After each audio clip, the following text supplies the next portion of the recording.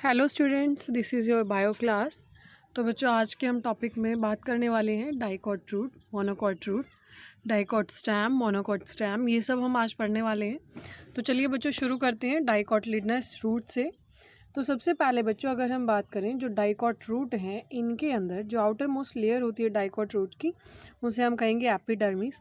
और इस एपिडर्मिस के ऊपर बच्चों बहुत सारे unicellular thread like structures present होते हैं, जिन्हें हम रूट हेयर्स बोलते हैं, जो वाटर एब्जॉर्प्शन में हेल्प करते हैं। उसके बाद बच्चों ठीक नीचे कॉर्टेक्स प्रेजेंट होता है, जिसके अंदर बहुत सारी लेयर्स प्रेजेंट होती हैं जो पैरेन्काइमा सेल्स की बनी हुई होती हैं। उसके बाद जो सबसे इनर मोस्ट लेयर रहेगी बच्चों कॉर्टेक्स की, उसे हम एंडोडर्मिस कहेंगे, जिसके अंदर वैक्सी मटेरियल के सब्सटेंसेस हैं लाइक सुबेरिन है, कैस्पेरियन स्ट्रिप्स, ये सभी प्रेजेंट रहती हैं, जो वाटर के लिए इम्परमिएबल होती हैं, यानी कि वाटर को परमिएबिलिटी प्रोवाइड नहीं करती। उसके बाद अगर हम मोनोकॉट की बात करें बच्चों, तो मोनोकॉट में जो एनाटॉमी है मोनोकॉट रूट की, वो लगभग डाइकॉट से ही सिमिलर है ऑलमोस्ट कंसेप्ट्स में। इसमें भी epidermis, cortex, endodermis, pericycle, vascular bundles, pith, ये सभी प्रेजेंट होते हैं। सॉरी। डाइकॉट रूट्स के कंपेयर में अगर हम कहें तो सिर्फ इतना है कि इनके अंदर जो जाइलम बंडल्स हैं वो कम अमाउंट में होंगे, डाइकॉट में ज़्यादा अमाउंट में होते हैं। तो बच्चों यहाँ आपने ना ऐसे कंफ्यूज नहीं होना है कि डायग्राम्स वगैरह के थ्रू या जो भी है, एक बार आप इस चैप्टर को बस नोट्स आप तैयार कर लो, उसके बाद मैं एनसीईआरटी से आपकी कंप्लीट वीडियो डालने वाली हूँ। ओके, तो एनसीईआरटी से आपके हम डायग्राम्स के थ्रू कंप्लीट इसको एक बार दोबारा पढ़ेंगे, वो भी आपने ज़रूर देखनी है, ठीक है। तो आप एक बार इसको कंप्लीट कर लें। अभी अगर हम बात करें आगे डाइकॉट स्टैम की, तो बच्चों डाइकॉट स्टैम में एपिडर्मिस है, इसके ऊपर एक क्यूटिकल की एक पतली सी लेयर बनी हुई होती है, जिसके ऊपर बहुत सारे ट्राइकॉम्स और स्टोमेटा प्रेजेंट है। जैसे रूट्स में थ्रेड लाइक स्ट्रक्चर्स होती हैं जिन्हें हम रूट हेयर्स बोलते हैं, ऐसे स्टैम में ट्राइकॉम्स होते हैं। कॉर्टेक्स से बच्चों बहुत सारी मल्टीपल लेयर से बना हुआ होता है, जिसके अंदर हाइपोडर्मिस भी इंक्लूड होती है, मिडल लेयर पैरेन्काइमा सेल से बनी हुई है, और जो इनर मोस्ट लेयर है वो एंडोडर्मिस होती है। अगर हम बात करें जो एंडोडर्मिस सेल है, इसके अंदर बहुत सारे स्टार्च ग्रेन्स प्रेजेंट है, जो मिलकर के एक स्टार्च शीट की फॉर्मेशन करते हैं। पेरिसाइकिल, जैसे सपोज करो एंडोडर्मिस है, तो एंडोडर्मिस के ठीक इंटरनल साइड ही पेरिसाइकिल प्रेजेंट होगी, एंडोडर्मिस के internal side. layers of radially placed parenchyma between the vascular bundles are called medullary rays, यानी कि जो पैरेन्काइमा है उसके बीच में सपोज करो ऐसे वेस्कुलर बंडल्स यहाँ पर बने हुए हैं, ठीक है, इनके बीच में ऐसे बहुत सारी इस तरह से अरेंजमेंट है जिन्हें मेड्यूलरी रेज कहा जाएगा। डायग्राम के थ्रू ही हम ये समझेंगे। Large number of vascular bundles are arranged in a ring, बहुत सारे वेस्कुलर बंडल्स जाइलम और फ्लोएम यहाँ पर एक रिंग की फॉर्मेशन करते हैं। हर एक वेस्कुलर बंडल है वो कॉन्जॉइंट ओपन टाइप है, प्रोटोजाइलम इसमें एंडार्क रहेगा, यानी कि जो फॉर्मेशन है लाइक पोजीशन है जो इसकी, वो एंडार्क टाइप की रहेगी। मोनोकोट स्टेम के बच्चों अगर हम बात करते हैं, तो हाइपोडर्मिस इसमें स्क्लेरेन्काइमा से बनी हुई है। वेस्कुलर बंडल्स कॉन्जॉइंट टाइप के रहेंगे, लेकिन क्लोज्ड और स्कैटर्ड है। यहाँ पर आपने देखा वो ओपन थे और यहाँ पर क्लोज्ड है, क्लोज टाइप के वेस्कुलर बंडल्स हैं। हर एक वेस्कुलर बंडल चारों तरफ से सराउंडेड है स्क्लेरेन्काइमेटस बंडल शीट से। फ्लोएम पैरेन्काइमा बच्चों इसमें एब्सेंट रहेगा। वाटर कंटेनिंग कैविटीज़ प्रेजेंट है बहुत सारे वेस्कुलर बंडल्स के साथ ही, यानी कि उन कैविटीज़ में वाटर आपका प्रेजेंट रहेगा। अगर हम बात करते हैं डाइकॉट लीफ की, जिसको डॉर्सी वेंट्रल लीफ भी हम बोल देते हैं, तो जो लीफ लेमिना है बच्चों डॉर्सी वेंट्रल लीफ में 3 पार्ट्स उसके होते हैं, एपिडर्मिस, मेसोफिल और वेस्कुलर सिस्टम। जो अपर एपिडर्मिस है उसे एडेक्सियल एपिडर्मिस कहेंगे, और लोअर वन को हम एबैक्सियल एपिडर्मिस कहेंगे।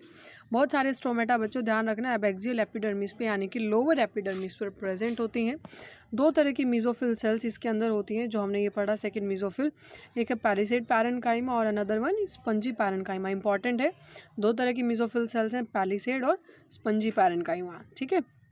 जो पैलिसेड पैरेन्काइमा है बच्चों वो एडेक्सियली प्रेजेंट है, यानी कि सपोज करो ये लीफ है, इसमें अगर हम बात करें इस तरह से, सपोज करो ये आपकी एडेक्सियल एपिडर्मिस है, एबैक्सियल है, तो पैलिसेड पैरेन्काइमा है जो इस अपर जो आपकी लेयर है सबसे ऊपर एडेक्सियल एपिडर्मिस से कनेक्टेड रहेगी, स्पंजी पैरेन्काइमा एबैक्सियल से कनेक्टेड रहेगी, ठीक है।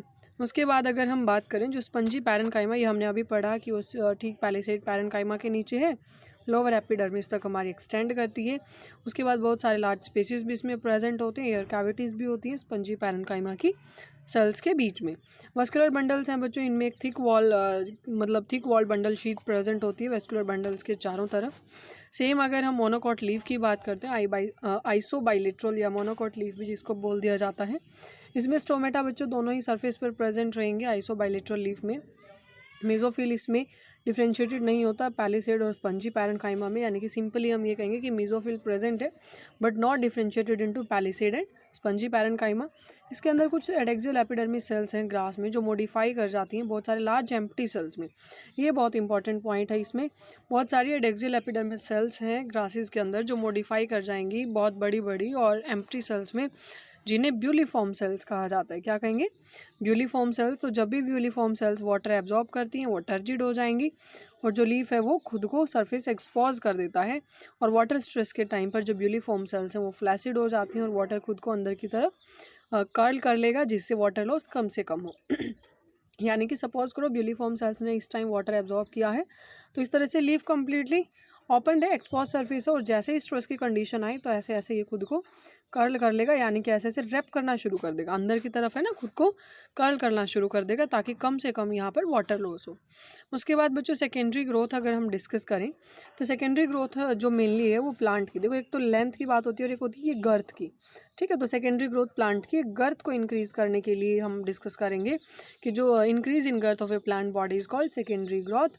The tissue involve in secondary growth are vascular cambium and cork cambium. ये हमने पहले भी डिस्कस किया था, मतलब सिर्फ पढ़ा था कि वॉस्कुलर कैम्बियम और कोर कैम्बियम भी कोई नाम है, मैंने आपको कहा था आगे हम पढ़ेंगे। तो यहाँ हम डिस्कस करने वाले हैं वॉस्कुलर कैम्बियम क्या होगा बच्चों।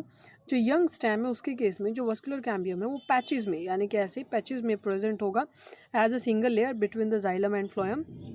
आप ऐसे समझ सकते हैं लाइक यहाँ एक जगह यहाँ जाइलम है एक जगह फ्लोएम है, तो वस्कुलर कैम्बियम है ना ऐसे पैचेस में यहाँ पर प्रेजेंट होगा, यहाँ पर ऐसे इनके बीच में ऐसे, ठीक है। देखो मैं दोबारा बताती हूँ, सपोज करो ये पूरा जाइलम और ये यहाँ पर फ्लोएम है, सपोज करना है आपने, यहाँ पर जो वस्कुलर कैम्बियम ऐसे पैचेस में प्रेजेंट होगा यंग स्टेम के अंदर, और जैसे जैसे मैच्योरिटी होगी, मैच्योरिटी में लेटरल स्टेज में वो पूरी एक ऐसे कंप्लीट एक रिंग बना लेता है, यानी कि पैचेज हैं जो वो ख़त्म हो जाएंगे और पूरी रिंग की फॉर्मेशन हो जाएगी, ठीक है। डायग्राम्स के थ्रू हम समझेंगे ना तब आपको और भी अच्छे से समझ आएगा एनसीईआरटी से जब हम करेंगे।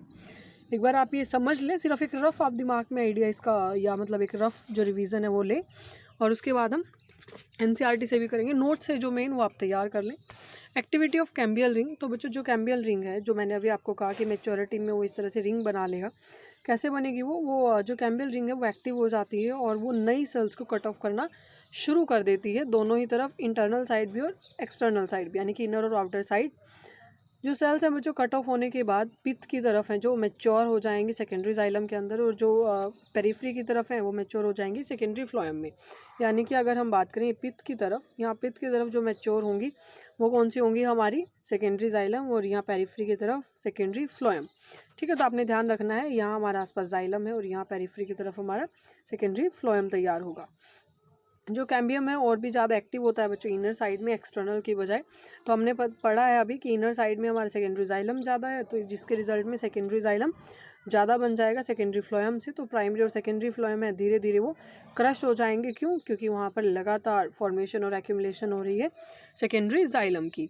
कुछ जगह पर ऐसा भी होता है बच्चों जो कैम्बियम है वो एक नैरो बैंड बनाना शुरू कर देता है पैरेन्काइमा के, लाइक इस तरह से वो बैंड बनाना शुरू कर देगा पैरेन्काइमा के, जो सेकेंडरी जाइलम और सेकेंडरी फ्लोएम से होते हुए रेडियल डायरेक्शन में वो पास होते हैं, जिन्हें हम सेकेंडरी मेड्यूलरी रेज कहेंगे। क्या कहेंगे?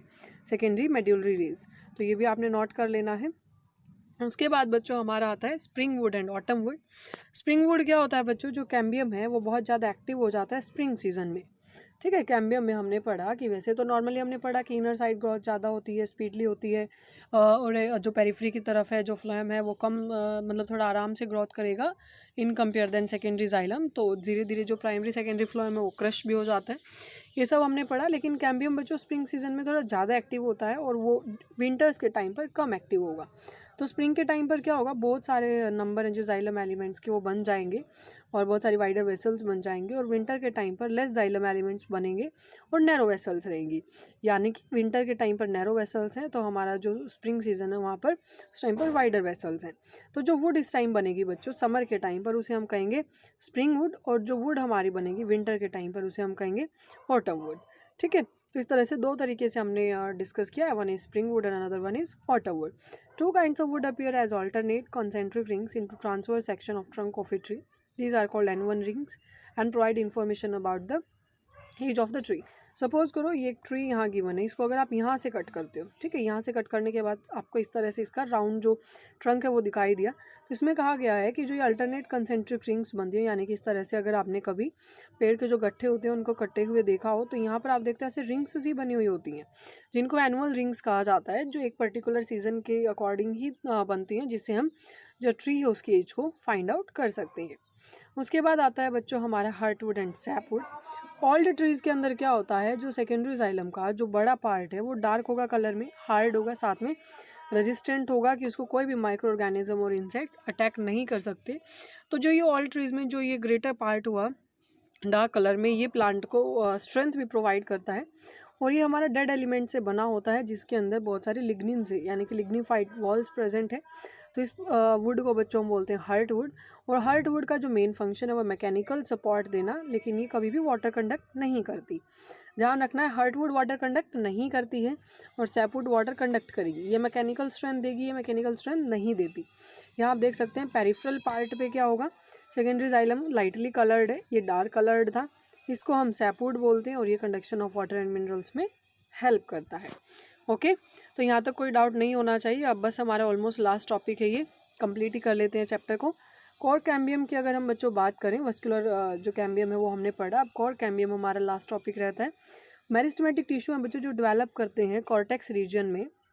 कॉर्टेक्स रीजन समझते हैं, या एपिडर्मिस जो हमने डिस्कस किया था और ये एंडोडर्मिस के बीच का कॉर्टेक्स रीजन, ठीक है। इन कॉर्टेक्स रीजन के अंदर जो मेरिस्टेमेटिक टिश्यू डेवलप करता है उसे हम कहेंगे कोर कैम्बियम या फैलोजन। और फैलोजन बच्चों दोनों ही तरफ कट ऑफ करती है। जो आउटर सेल्स हैं वो डिफ्रेंशिएट होंगी और बनाएंगी कॉर्क या फिर फैलम, ठीक है, कोर कैम्बियम या फैलम जिसको हम बोलते हैं। और इनर सेल्स डिफ्रेंशिएट होंगी और वो सेकेंडरी कॉर्टेक्स या फैलोडम बनाएंगी, यानी कि जो आउटर सेल्स हैं फैलोजन की वो कट ऑफ होंगी और फैलम बनाती हैं और इनर सेल्स फैलोडम बनाती हैं। तो इस तरीके से हमारे यहाँ पर तीन जो सेल्स बनी, तीन तरह की, फैलोजन, फैलम और फैलोडम, ये तीनों को मिलकर हम क्या कहेंगे, पैरिडर्म कहेंगे। और कोर कैम्बियम की एक्टिविटी की वजह से जो प्रेशर है वो बची हुई लेयर्स पर बनना शुरू कर देता है, बिल्डअप होना शुरू हो जाता है। कहाँ से, पेरिफेरल टू फैलोजन। और धीरे धीरे ये जो लेयर्स हैं वो ड्राई होना शुरू हो जाती हैं और धीरे धीरे फॉल ऑफ हो जाती हैं, यानी कि वो टोटली डेड हो जाती हैं।